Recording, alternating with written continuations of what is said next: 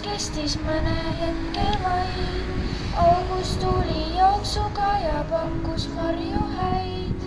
Juba hakkas kolletama armas kooliaed, esimese lumega jäi seisma äkki aeg.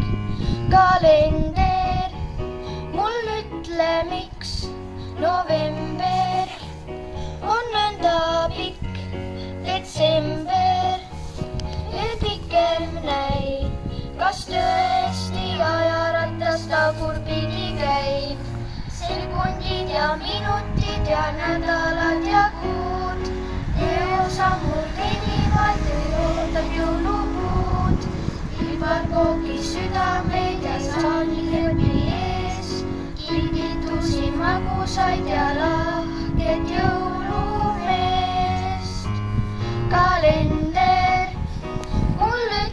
miks november on nõnda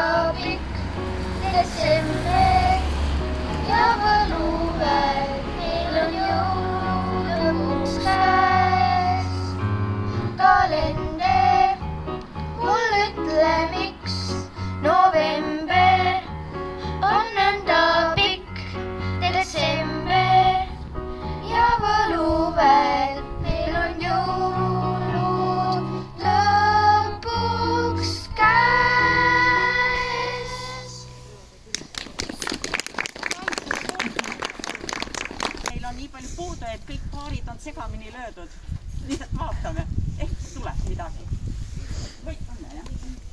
Panne tõesti kodusele. Tõesti siia.